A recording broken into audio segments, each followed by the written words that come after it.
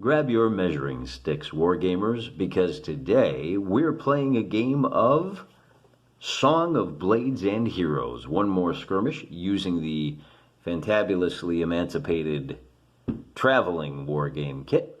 And today we're going to do another assault on a fortress. In today's scenario, we've got the orcs are feeling restless. They're very upset because the farmer won't sell him any produce. So they've decided to do the only rational thing, and that means burning the store down. They have called in an ally in the form of a river troll. They will be opposed by the white hats over here. Oh, sorry, Mr. Archerman. Who will be defending. Now, just to go over their stats real quick. All of these guys activate on a 4.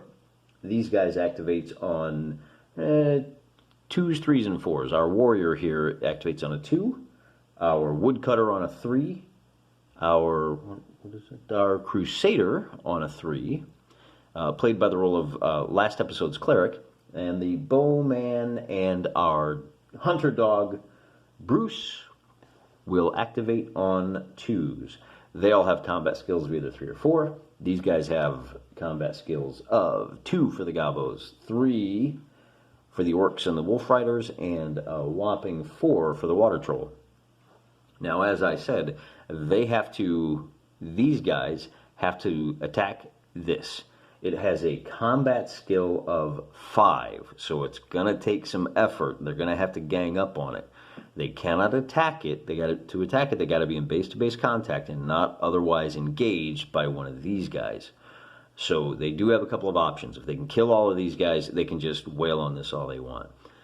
As far as where they will be starting, let me set the camera up a little higher, and we'll let the dice decide. So here we have our terrain set up with some broken ground, a pond, stream. These hedges, unlike the last game, represent hedgerows. For this game, in order to get over those, it's not enough to just reduce your movement. You are going to have to move up and then spend a full activation to climb to the other side. That's going to slow these guys down enough to allow our vastly outnumbered white hats to respond to those threats as they come. To make things even more interesting, I'm going to group these guys. Well, first of all, this is a water troll. He will not activate at the start of each of the greenskins' turns. We're going to roll a d6. If we roll that turn or less on a d6, he will appear right there and move to attack, which means he may not appear until the 6th turn. He also ignores the water. One of his abilities, he is amphibious, he is tough, which means he has hit points, 2 of them to be precise. He is fearless, and he's big. The big should only come into play when it comes time to attack. Bruce is... no, Bruce is not small. Could be if our archer takes a couple of pot shots at him, he'll get a +1.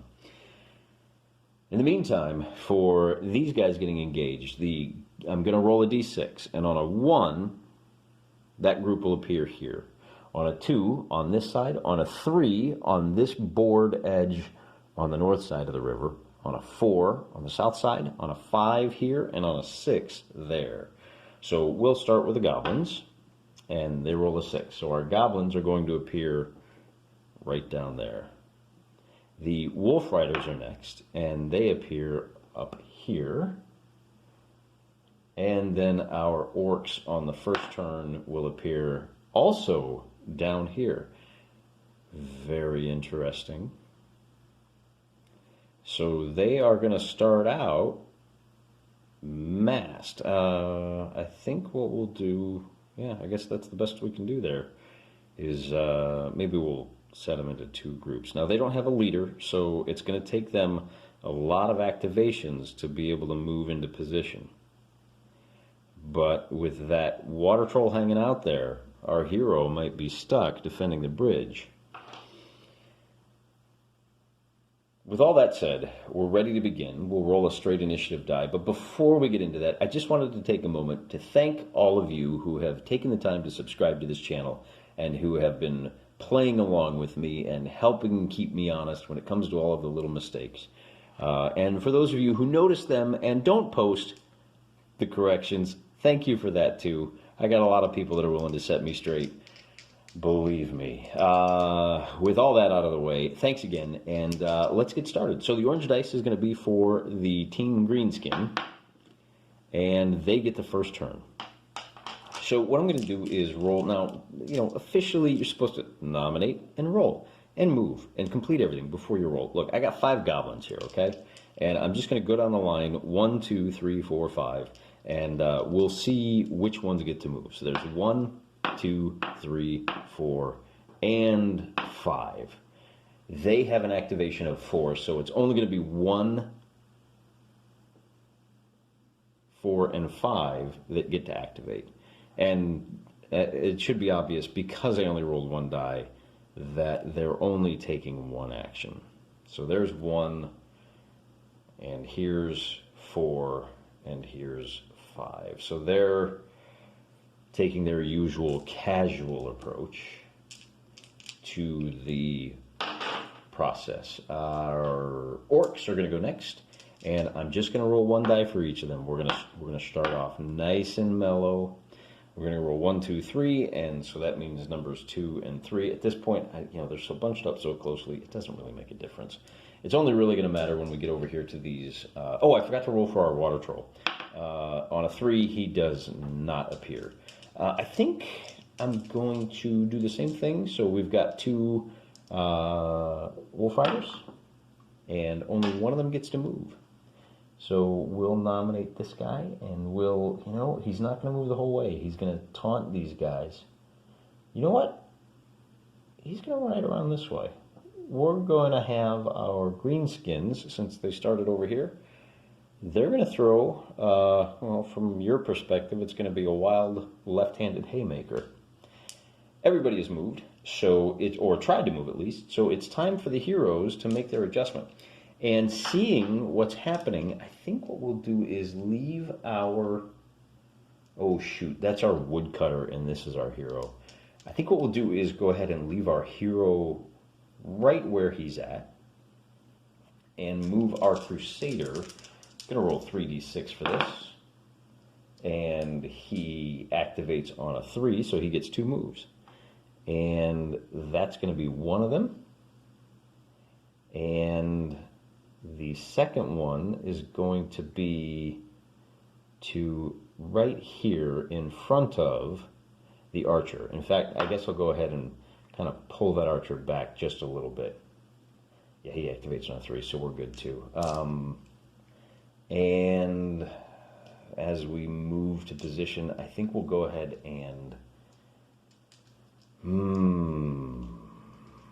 kind of thinking that woodcutter wants to go ahead and give up that entrance. He'll have time to adjust, even if that water troll does activate.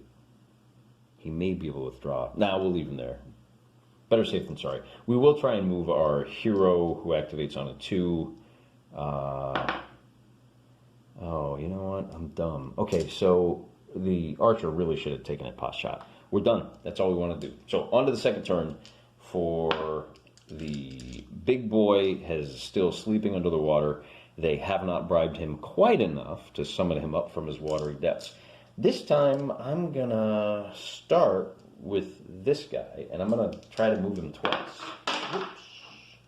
Whoops. And the orc, he only gets 1 movement, so at least he gets to keep up with his bros. Likewise with this goblin, he is able to move up to there, and with this goblin, he gets 1 activation, so he's going to move through his buddies to there. We'll do these 2 next. We get 1 action with him, and this other orc gets nothing, and we're done. So that means our greenskins are moving slower than anticipated. but they have the luxury of being able to do that. The only thing I'm going to do, I kind of like where these guys are situated. The only thing I'm going to do is I'm going to try to move the Crusader back just a step.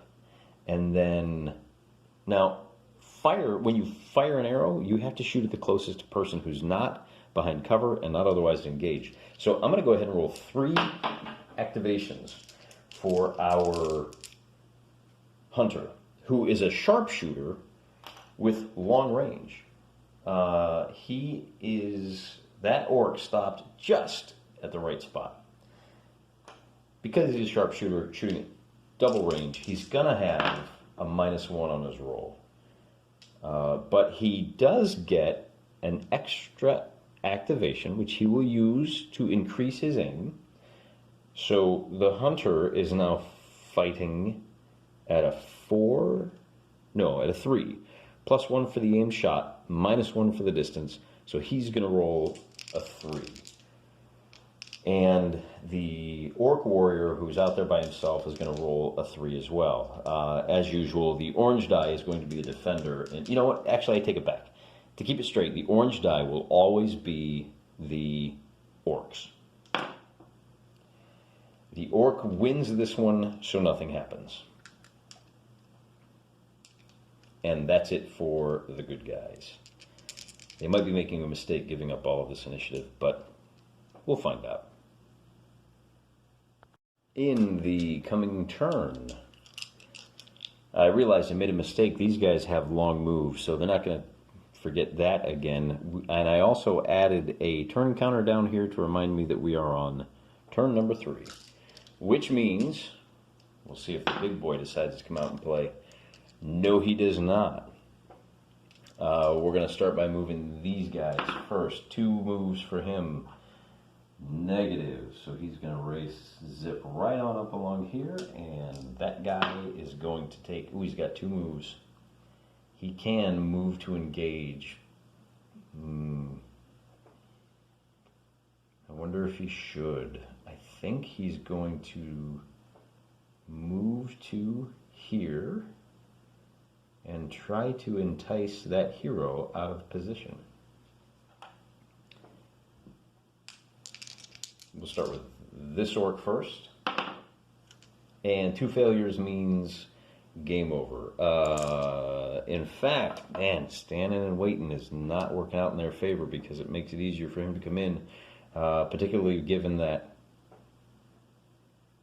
we are going to bring him, we are going to start with him. He's going to try to take 3 actions. He activates on a 2. So he gets his 2 actions, and he shoots this orc. They're still at 3 and 3. And nothing happens again. Probably should have found a way to move him up. Now we're going to activate our big dang hero. He's coming out. We're going to call that 2 successes. He activates on a 2, which means he can move to here.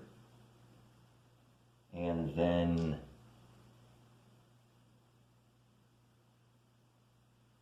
engage this guy for his 2nd activation. That might sound crazy, but Bruce is getting a little impatient here too. And Bruce isn't going to let his hero fight alone. He activates on a 4, and Bruce is going to run out to there, and he's going to, oh boy, pin him in place. And that's all she wrote. Nope, we're going to try to activate him 3 times just to try and slide him over. He's got an activation of 3, so he's actually going to pop over here to seal up that gap. On to turn number 4, and we'll see if the Mr. Pond comes out to play on a 4 or less, and on a 6, he decides to stay home for another turn. We're going to hold off on that. We're going to bring up this guy. and get 1 success. Everybody here succeeds on a 4 or higher. We're going to try this guy next. And he gets 1 success. And now we're going to start with our goblins, who we're only going to try 1. So we're going to go first die roll, second die roll. First guy moves, second one does not. So there's the first guy. Now we're going to do 1 and 2. 1 and 2. They decide to hang out. Whoops, I don't know, I'm rolling 2 dice. There's only 1 goblin left to go. And he decides he's just going to chill out as well. So he is the bravest goblin in the realm. Hero time. He's going to step up to the bridge. Our archer man is going to... No, I take it back. Our hero first. Hero is going to attack this guy. Our hero attacks at a 4, and the wolf rider attacks at a 3. So the white die gets a 4. That one gets a 3. The white die wins with an even number, which knocks him over. Now we got to do Bruce, who is tough to activate, but he fights at a 4, and he fights at a 3. So same thing. An 8 and a 5 with an even number. He falls down. The only other thing we want to do is see if our hunter can take a shot at... we're going to try... We can't shoot through... Why did you move over, you dope? That would have been an evens shot. Well, it's an even fight. It's 3 versus 3. And we get a 6 and a 9. So this orc is dodging arrows left and right. Way to go. It is now turn number 5. And on anything but a 6, Mr. Pond comes to play. So finally, he rises up and says, here I am. Let's get froggy. Do I want to activate him first? He only activates on a 5. So we're going to give him 1 order. And we're going to see, we're going to call that a 5. He is big and tough and moves medium. So that is enough to stride over here and engage the wood chopper. If he can get through there, he's the best chance they have of beating the house. On a kill, now they have to wound the house. All attacks against it are lethal.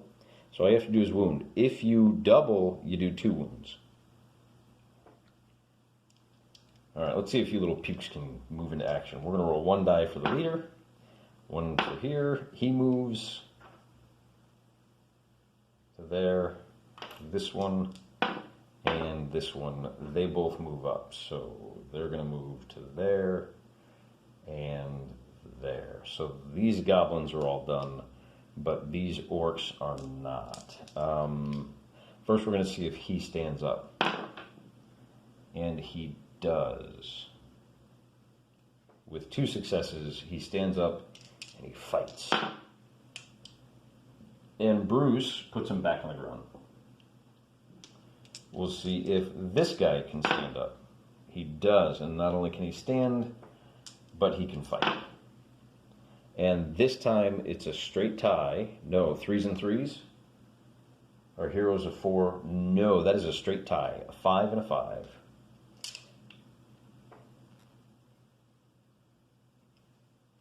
And then we have some orcs who need to move up. He's getting sick of just waiting. So he's going to move up to there.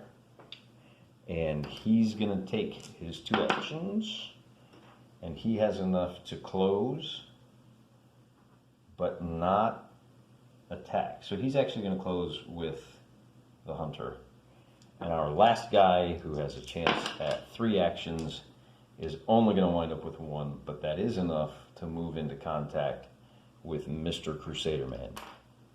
We don't need this anymore because we will play it until it's over.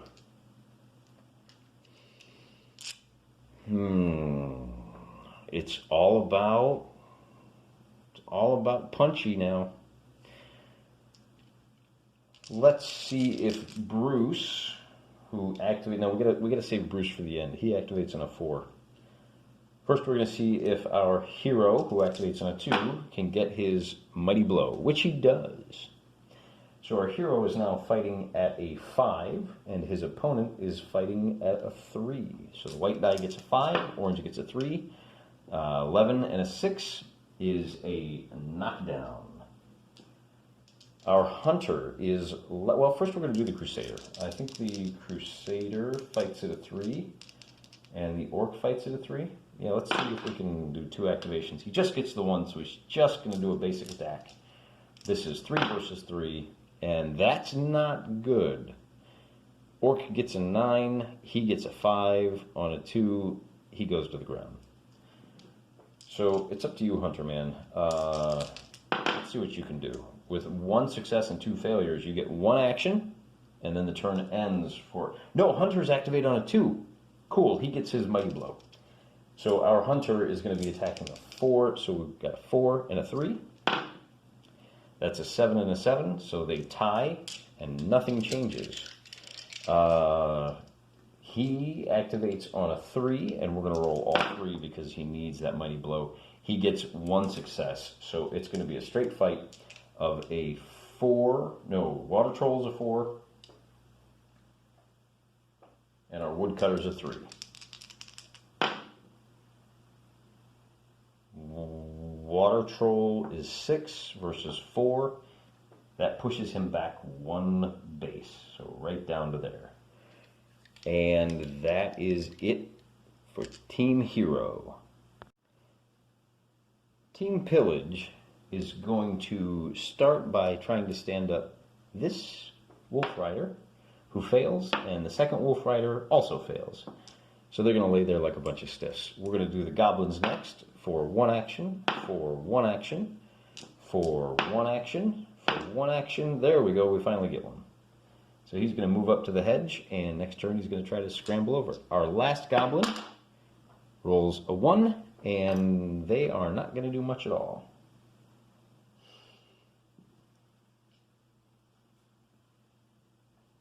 He is going to run through here. We're going to give him 2 chances. So since this man has been knocked down, he can't prevent this orc from getting to there. And then it's on to our combats. He can attack him. He's going to roll for 2 successes, and he gets none, which means the turn is over. It's on to Team Good, and we're going to start on this side. Our big dang hero is going to activate 1 time, and he's going to fight that orc who's on the ground. Now the orc is on the ground, so he gets a +2. So our hero is fighting at a 6, and he is fighting at a 3. Orange die gets a 3. So 10 versus 8, that's a killing blow. Bruce is going to do the same thing. Well, Bruce needs a 4 to activate. So he's going to do a mighty blow, and now Bruce is fighting at a +7 versus a 3. And that 12 versus 7 is going to be enough to eliminate that Wolf Rider. Let's see if they bought enough time. Now he's going to stay there. He's keeping him pinned. He's comfy with that. We want to see if he stands up. Our Crusader activates on a 3, and not only does he stand up, but he looks to get a little bit of payback. This is an even roll, 3 versus 3, and with a 6 on 6, nothing happens. So the last of our heroes to go is our woodcutter, who only gets 2 activations. So he is fighting at a 4 against an orc of 3.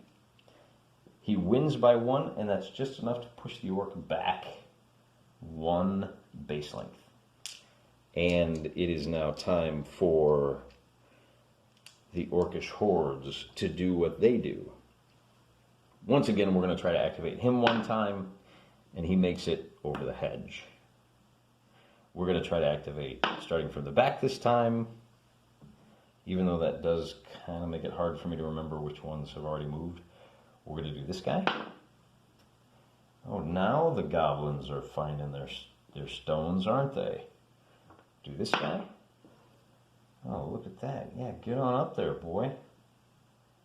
He can't get in there. Oh, that's too bad.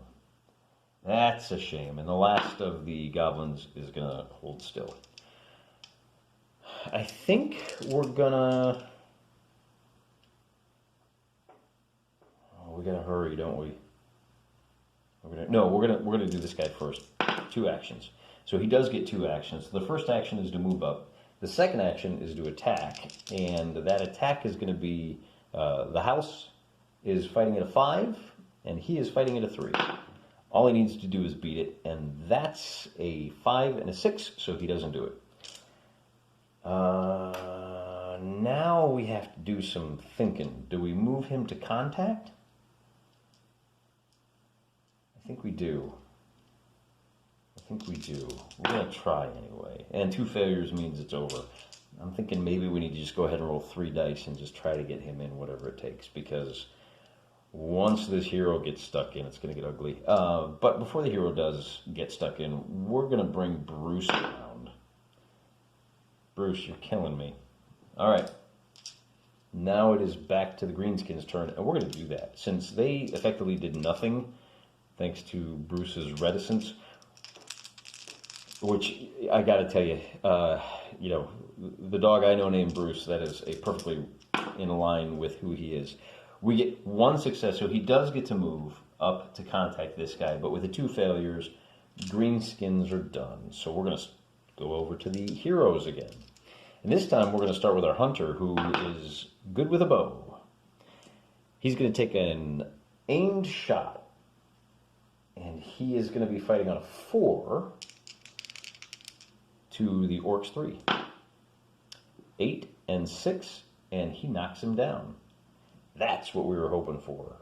Crusader next. He's going to try to roll 2 activations. Activates on a 3, and that's the end of the turn. Oh man, I should have brought the hero up to do the thing. Okay. So we're back to the Greenskins. He is going to do nothing. This goblin is going to move to the hedge. This goblin is going to do nothing. This goblin is going to climb over the hedge. And this orc is going to try 2 attacks. He's going to get none, and we're back to the good guys. So, yeah, like I said, we are going to try to bring Bruce up to contact this guy. Bruce gets 1 activation, and because he moves along, he can do that. He's going to say, yep, and attack the downed guy. Our hero is going to try for 3 activations. He activates on a 2. I'll reroll that one just to be fun. And on a medium, he doesn't quite get to this orc. Oh, I was really hoping he could contact him. Mr. Bowman is going to take 2 activations. He activates on a 2, so he can move up to this fallen warrior, use his second action to attack, and now it's a 3. Well, no, it's a 5, because he's down. So it's 5 versus 1. Buddy, are you kidding me? Are you kidding me? 6 and 7, and you get pushed back? Stick to the bow. Just stick to the bow. What are you doing? And the last thing we have is this Crusader is going to attack the Goblin, and with no activations, and maybe he's not. He's got to stand up. He's not going to survive another round like that, so that's all he's got is standing up. He's going to move into position. A 5 will do it. He's going to get over the fence. A 4 will do it. He's going to get over the fence. 2 ain't going to do it. We're going to try to score our first hit. We get 1 activation. And we get a 9 versus a 7. So that is our first. Tell you what I'm going to do. I usually don't do this because I don't like the way it looks. But I am going to go ahead and throw down a d6 to wound count that house. So once we get to 6, it's game over, man. And it's still the big boy's turn. He's going to fight the Crusader. And bear in mind, if that Crusader gets pushed back, he dies. Crusader is fighting at a 2. He is fighting at a 3. 2 because the Goblin's ankle biting him. So 5 and 4 means he wins with an odd result, and you have to back off. Get out of my face, bro. We're going to try this guy next. He gets 2 big attacks. He activates on a 5. So now he's fighting with a 5. 5 versus the Woodcutter's 3. They've just been standing out there long enough. It's time for them to work. So 10 versus 4 is a doubling, and Mr. Woodcutter takes one right on his glass chin and goes Betty bye for the rest of the scenario.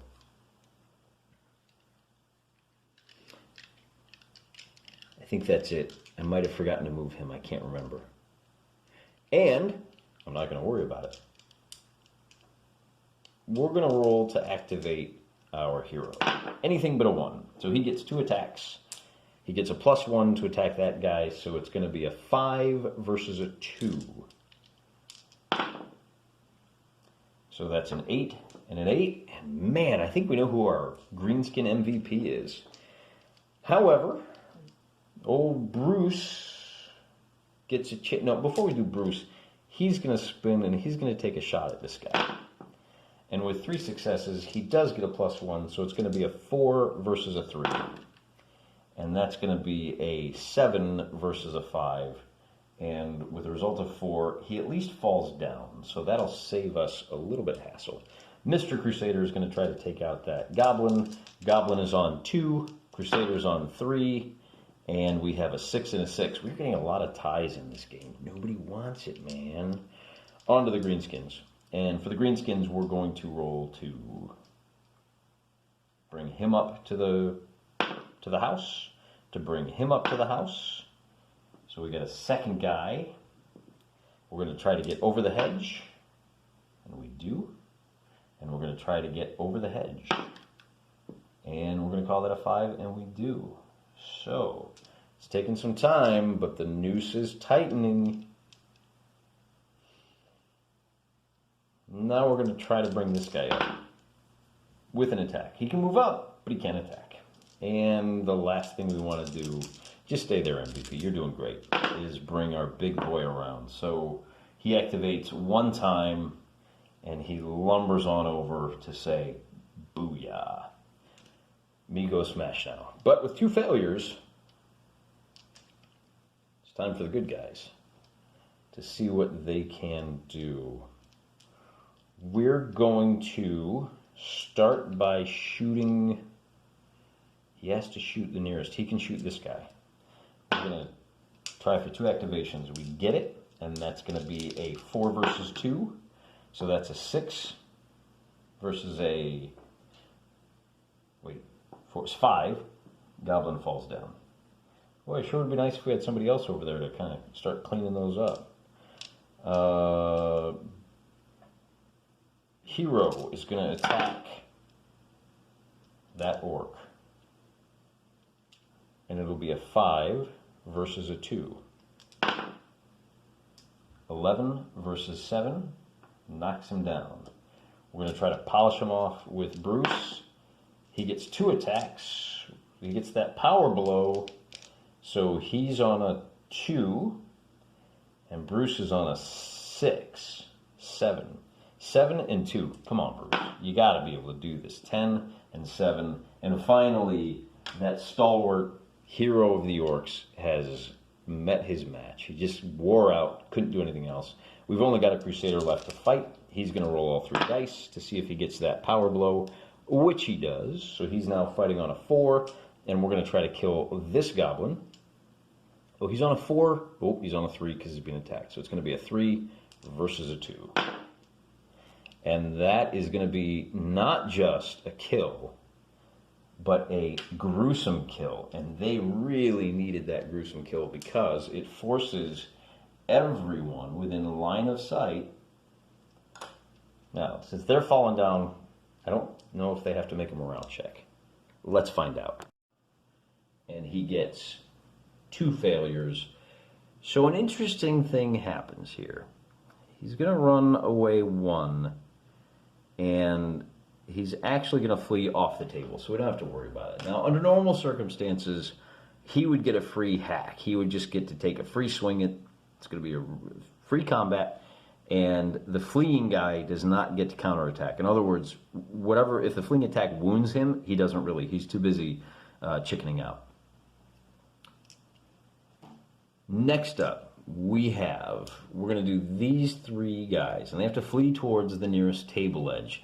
Now, I'm going to say for every failure, they have to move away. On the first failure, since they've just jumped over this wall, if they fail the first time, they're going to spend the first compulsory move to jump back over the wall. So we'll go left to right. The first one rolls 3 successes. You got to be kidding me. The second one rolls 2 successes. So he says, whoops, maybe this is not where I want to be. And the third one rolls no successes. So wait a minute, is there something special about that? I'm going to go to the rule book, because I think if you roll 3 failures, man, that's critical. You just game over. He reaches a safe place, caught his breath, surrounding. Yep, he's removed from play. That's what I thought. Okay. Better to take a moment and get it right now so that I can get it right in my head for the next time. We still have 2 more guys we got to roll for. These 2 gentlemen will use their first compulsory move if they have any. So, for example, he's got 2. He's got to use his first one to stand up, and then he's got to use his second one to run away. Since he has an option, we're going to move him this direction. Basically, he's going to flee straight away from where all of our heroes are bunched up.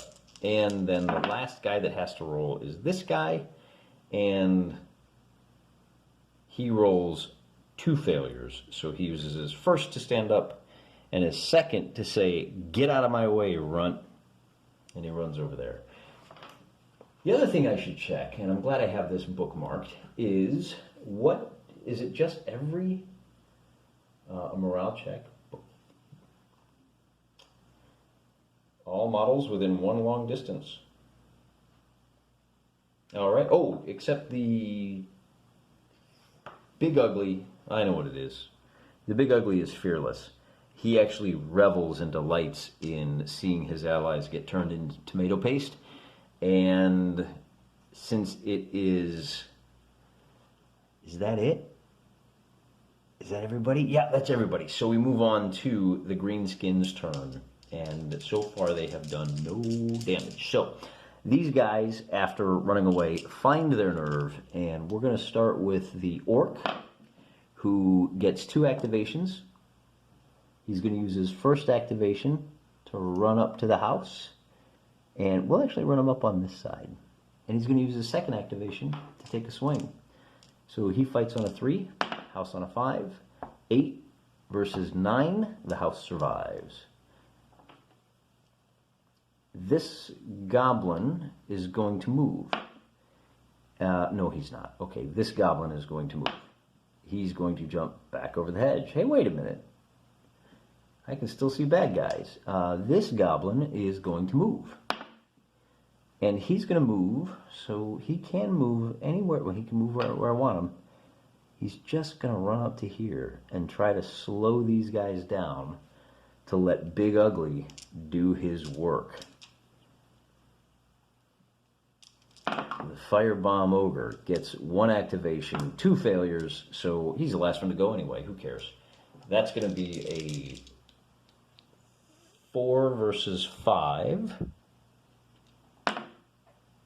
And an 8 versus a 7 means the ogre has now done the 2nd point of damage to our farmhouse.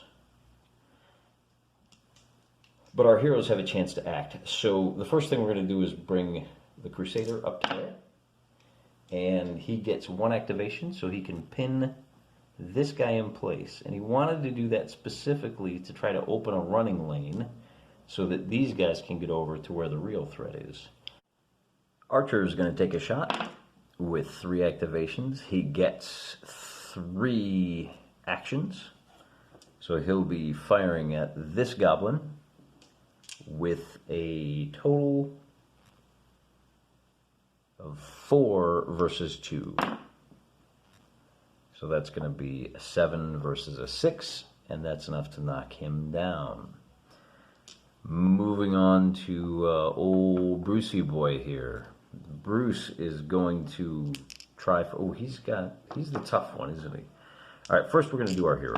He activates on a 3. He gets 3 actions, so he's going to race over to here and take a swing at that goblin. We're just going to...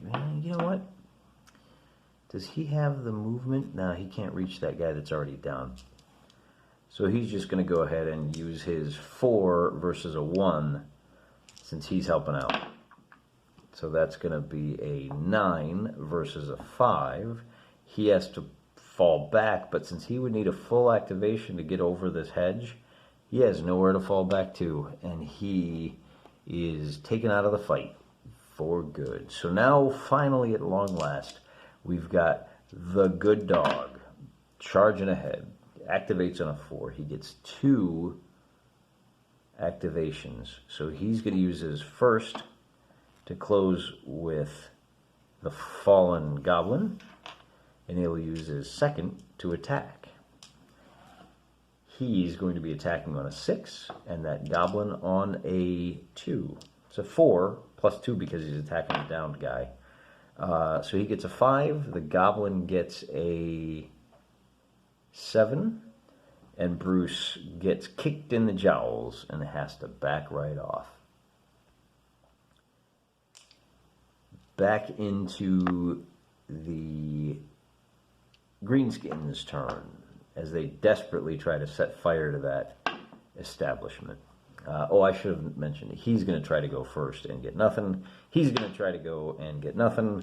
So we have an orc who is going to get 1 attack on the house. That's going to be a 3 versus a 5, and he gets nothing. That's a 5 to a 10. And the last one to go is going to be Big Ugly, who scores a grand total of no successes. Wow, that activation of 5 is really ugly, isn't it? Coming around the corner, our heroes are going to race. We will first bring Bruce up to contact this. Bruce activates on a 4. That's not a good idea. I'm actually going to start with him. And he gets 2 activations, which should be plenty for what he has in mind. He's going to circle around to this side, and I'm going to check line of sight. He has a line of sight to that orc on the far side, so he'll take a shot, and that's going to be just a straight 3 versus 3, but at least he gets an attack. And that's going to be a 4 versus a 6, so no damage to that orc. Now we're going to bring up our Crusader is going to advance on him. He gets 2 activations, so he can advance, tie him up, make an attack, and that's going to be a 3 versus a 2, so 5 and 3. With that result, this goblin falls down, and then our hero is going to wade in to this goblin with 1 of his activations, and he will use his other 2 to take a mighty swing. So we're looking at a 7 versus a 2. 12, 8, and that's a win and a kill, but not a gruesome kill. He's just kicking a man when he's down. So Bruce's turn, he's going to take all 3 since he's the last one to go. And Bruce gets a single action, which is not enough to do much. I think he'll go ahead and just close in on this. What's he going to do? No, you know what? Man, with 1 action, what do you do? I think he's got to try to work his way around the corner there. I think he'll Nah, he'll go interfere with that guy. So, we'll start with this goblin. It's really falling apart. Goblin stands up, but he is in big trouble. Since we still have to do 4 hits, we're just going to go ahead and roll 2 attacks for him. He gets to make an attack on the house. He activates 3 versus 5 to no avail, and then the last thing we do is our 3 activations for Big Ugly. Now he gets to make a mighty blow, so it's going to be 5 versus 5, and that's a 9 versus a 10, and he does nothing. So even with a +1, might have made this house a little too tough. Might have underestimated how hard it is to beat something with a combat of 5. A 4 might have been more appropriate. I don't know that it would have changed anything, but hey, it might have been more appropriate. So we're going to start with the hero turn with our big dang hero. Are we? Are we? No, we're going to start with our Crusader. Oh, come on. We should have gone with the hero. Come on, Crusader. Get it together. It's a goblin, and you have a dog helping you. Come on. The dog could have taken him. All right, so that buys time for Goblin to attack. Well, first things first, we're going to do 2 activations, and with 2 successes, trust me, it was 2 successes, he gets a mighty blow. And that mighty blow is very good because he gets a 10 versus the house is 7. So the house goes up to 3. And then we're going to have our Big Ugly roll 2 successes. So it's going to be a 5 versus 5. Winner take all. 11 versus 7. We're up to 4 points of blamage. And it's time for the heroes to shut that down. One more turn could decide it. So we'll start with activates on 2. He gets 3 actions. So he's going to, let me go ahead and measure it. He's going to use his first to engage. Now that orc can no longer attack the house. He's got to focus on the immediate threat. The archer has a skill of 3 increased to 4 by the mighty blow. He's got a skill of straight 3. So 4 versus 3, he has to recoil 1 space. There's nowhere to do it, so he is eliminated. And the next thing we're going to do is bring the hero into play with 1 single action. He's going to move to here and engage the water troll, who's got to be wondering, why did I take this assignment? Oh yeah, the gold. Crusader gets an attack here with a little bit of, well, we should probably see if he can actually activate, shouldn't we? So he gets 1, 2, 3 activations, so he does get a mighty blow. So he's attacking a 4 versus a 1. 6 versus 6, and what a plucky little goblin. It's a shame that Bruce gets to try to activate 3 times. Bruce gets a single attack, but Bruce attacks at a 4, and Mr. Goblin attacks at a 1. So there's your 10 and your 4, and that is Dublin, which is a kill. And now all that's left is the water troll, who doesn't even get to activate on his turn, which means we can do, I gotta declare it first, big guy. Hunter is gonna move in and take a swing. So that is gonna be a 4 versus a 3. Is it really? No, he fights at a 3. So it's gonna be a 3 versus 3. And he wins and forces, oh, he knocks him down. Then we're going to bring old Bruce into play. I know it's a bit of a high risk, but if we get just 4 actions, then Bruce can Yeah, I think he can get there in one move, which means Bruce is going to launch a mighty blow and fight at a 5, 6, 7 versus a 4, 3, 2. So it's a 7 versus a 2. 9 versus 3 would be a savage blow. It's just a lethal blow in this case because he is tough. And that lethal blow ends it in favor of the White Hats, who really had an easy time dealing with those guys, but they were about one turn away from losing the homestead. There you have it, folks. It turns out, with a little bit of determination and a little bit of heart, it is possible for the White Hats to push back the forces of darkness and save their homes from being burned. I hope you enjoyed this battle.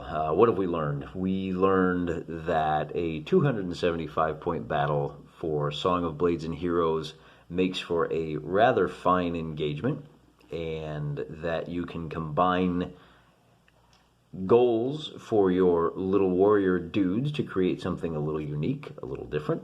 This particular scenario combined the best of King of the Hill with a bit of intentional destruction, or capture the flag, if you will. As I said, at 276 points, the sides are a little bit undervalued, but given the complexity of the victory conditions, I think that's okay.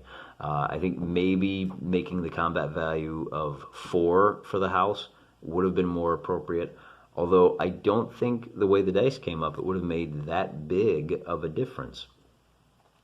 I don't think that the house was able to win by 1 often enough to have altered the outcome of the game. I like the terrain. I thought we had some interesting possibilities with the way that blocked things, and I think you can see we're getting a lot more comfortable with the Song of Blades and Heroes rule set and all of the modifiers and everything. And because we are wargamers and we have a mild case of ADHD, that means it's time to move on and try something new. Maybe in the next couple of episodes we'll move on to Super Tiny Skirmish and actually do a skirmish with more than just one-on-one. See how that breaks out when we do things a little bit tactical. In closing, I just wanted to mention that I know it's been a while since we've done a review or painting alone together or an unboxing. I've said it a bunch of times already. I'm on the road. I'm not putting a whole bunch of paint pots in my suitcase and trusting an airline with them. It's astonishing enough that I trusted them with my precious wargame materials. We'll get back into that as soon as we can. In the meantime, we're going to mix things up a little bit. Same terrain, same figures, new fancy rule set to take for a joyride, and that'll be coming up next time on The Joy of Wargaming. Thanks for sticking around. Thanks for sticking with me, and we'll get back to the science fiction as soon as possible. Until then, God bless you.